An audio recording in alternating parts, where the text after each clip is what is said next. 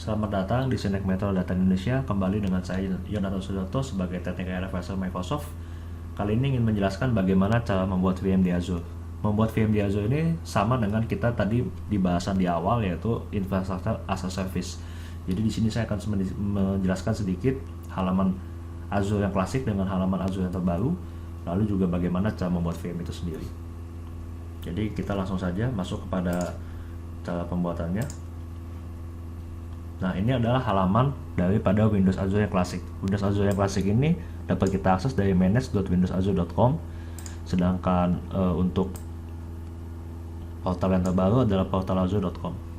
Nah, perbedaannya apa? Ya, dari tampilannya lebih interaktif yang portal yang pasti, dan di sini lebih banyak fiturnya. Jadi kalau misalnya kita tadi mau membuat VM, kalau dari portal kita tinggal klik compute. Lalu di sini kita bisa pilih kita mau menggunakan apa, OS-nya apa saja. Linux ada, Windows Server ada, bahkan yang lain-lain juga ada. Mungkin, tetapi kalau kita mau menggunakan yang lain, ada charge tambahan. Tapi untuk menggunakan Microsoft, misalnya kita mau pakai Windows Server, itu sudah bebas dari biaya dan CAL. Sekali lagi, di Windows Azure tidak ada yang namanya CAL. Jadi sudah unlimited.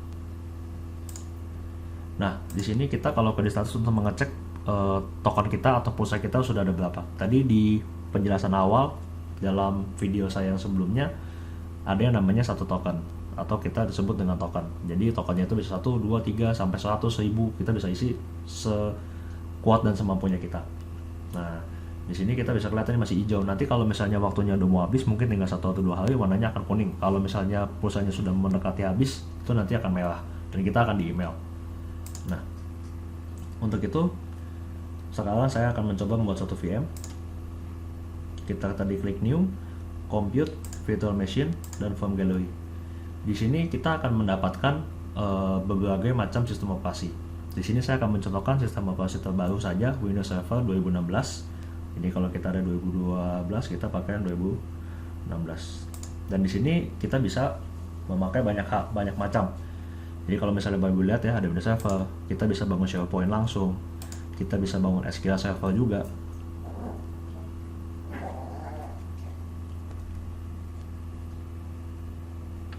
Nah, kita bisa pilih SQL Server juga, Visual Studio, BizTalk Server, Dynamic, bahkan untuk Linux pun kita ada Ubuntu, versi yang terbaru 16 juga ada, CoreOS, CentOS, OpenLogic, SUSE, Oracle. Dan ataupun Bapak Ibu punya, misalnya Bapak Ibu sudah punya Windows Server 2008, atau mungkin Bapak punya Windows XP atau apa. Nah, kita bisa upload dengan menggunakan My Image.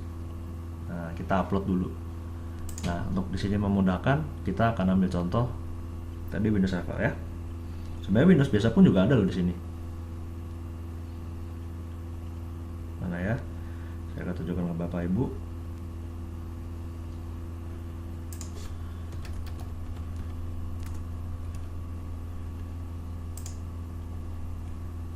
Windows 10. Visual Studio pun juga sudah ada loh. Windows 10 sudah ada tuh ya, kelas Enterprise. Tapi kita sekarang mau ambil contoh aja Windows Server 2016 Data Center. Kita klik next. Nah, di sini ada relation date. Jadi kita bisa pilih, kita mau pilih yang release-nya tanggal berapa. Kenapa ada pilihan seperti ini? Karena kita tahu terkadang ada beberapa aplikasi yang mungkin bisa running di versi sebelumnya, sebelum Windows 10 yang terbaru. Nah, untuk release date ini misalnya kita ada upgrade nih, kita nggak perlu pusing karena Infrastructure as a Service. Kalau kita ingat di video yang sebelumnya, di situ saya jelaskan bahwa untuk memanage OS, networking, storage, dan hardware-nya semua dimanage oleh Microsoft. Jadi kita nggak perlu pusing. Kita pilih yang terbaru saja. Kita kasih nama ya. Virtual machine kita testing VM. Nah, di sini adalah kita mau pilih spek yang mana. Jadi ada tipe A, tipe D, lalu tipe F, dan tipe G. Nah, masing-masing punya perbedaan. Kalau yang tipe A itu adalah tipe basic, jadi menggunakan prosesornya yang masih biasa-biasa aja. Kalau tipe D ini sudah pakai SSD, udah E5, semuanya generasi E5, seterusnya F dan G. Nah, untuk spek lebih jelasnya, kita nanti akan bahas pada sesi selanjutnya. Jadi misalnya kita mau bangun dengan sistem yang SSD ya, 2 core testing VM. Nah, nanti untuk kita masuk ke dalam VM-nya, kita menggunakan remote desktop. Jadi kita harus ingat username dan passwordnya. Kalau kita sampai lupa, kita tidak bisa masuk ke dalam VM kita. Misalnya kita bikin ya, admin. Passwordnya juga harus mengandung simbol dan angka. Jadi, dan minimal 8 karakter. Kurang dari 8 karakter itu tidak bisa.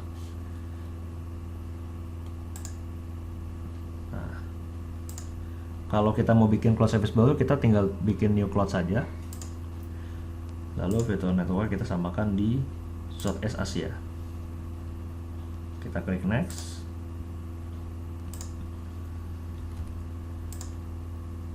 Nah, ini pastikan namanya belum digunakan yang lainnya, karena kan Azure ini ada IP public. Kita klik next. Nah, di sini kita juga sudah diberikan sebenarnya adalah security extension dan configuration extension. Kalau misalnya Bapak Ibu masih membutuhkan mungkin security agent, kita bisa menambahkannya langsung dari sini.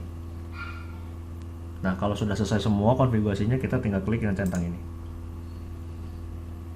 Nah, nanti di sini akan creating virtual machine. Kita tunggu saja, tidak akan berlangsung lama.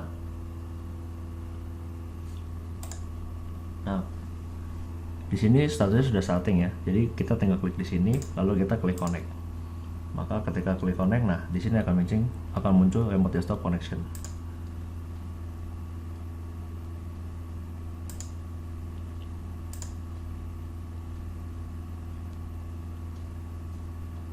Terkadang kalau misalnya tadi startingnya itu masih di awal-awal, masih provisioning, kita nggak bisa langsung connect. Mungkin nanti dia akan connection close atau di block.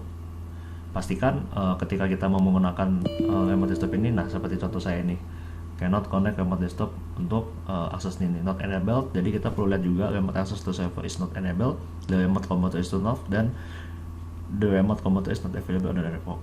Nah, jadi pastikan ketika running provisioning ini dia sudah provisioning. Nah, kita tes lagi ya.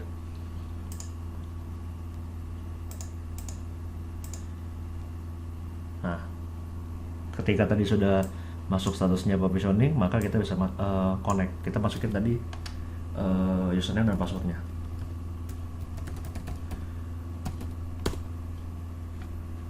Nah, akan muncul lanjutan pop-up-nya, kita tinggal ketiknya saja.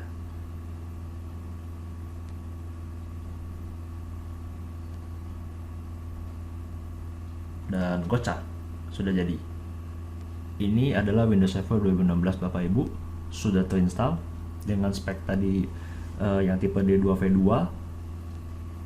dan kita membutuhkan waktu hanya dalam hitungan menit.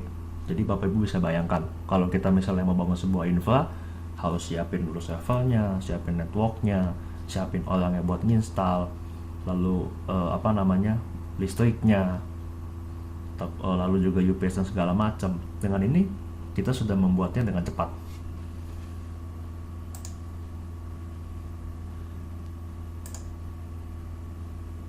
Nah, sudah jadi Bapak Ibu, ini adalah infra Bapak Ibu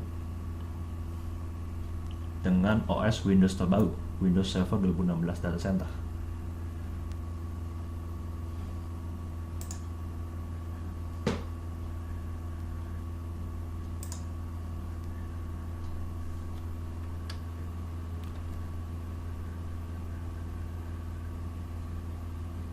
Bisa dilihat ya speknya ya, dia menggunakan i5-2673 V3 dengan kecepatan 2,4 dan RAM-nya sudah 7 GB.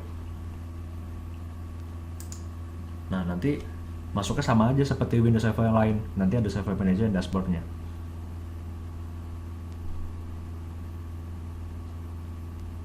Dan sisanya kita bisa melakukan hal yang sama. Nah, untuk mematikan VM tersebut ini pun itu sistemnya sama. Jadi kita pilih shutdown, bukan disconnect. Kalau disconnect VM-nya jalan tapi remote desktop-nya saja yang mati. Ini bisa menambah biaya Bapak Ibu. Jadi pastikan kalau memang VM tidak digunakan, kita harus di shutdown, bukan di disconnect.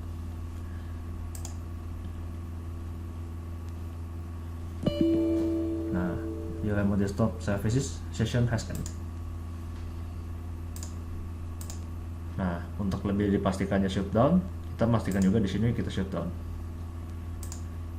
Nah, dia akan stop, dan di sini nanti ada sistemnya bahwa ini stop. Nah, Ini kan kita lihatnya di manage-azure.com ya, atau di apa namanya portal yang klasik. Nah, kalau di portal yang baru gimana? Di sini juga ada. Kita pilih di halaman ini, yang virtual machine classic.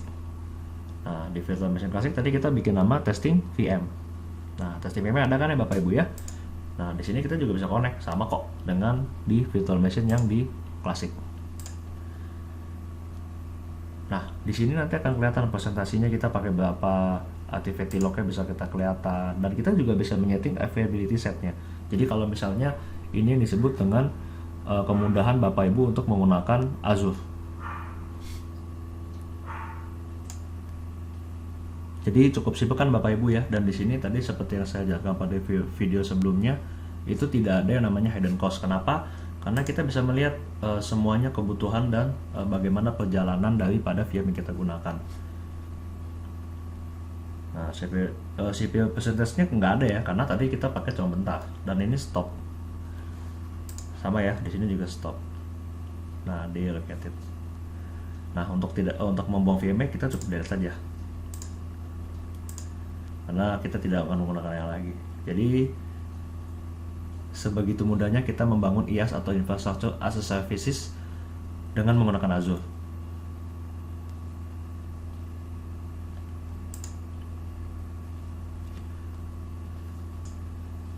Demikian video dari saya untuk membuat VM. Nantikan video saya selanjutnya untuk Azure.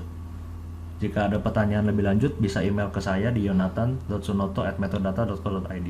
Terima kasih.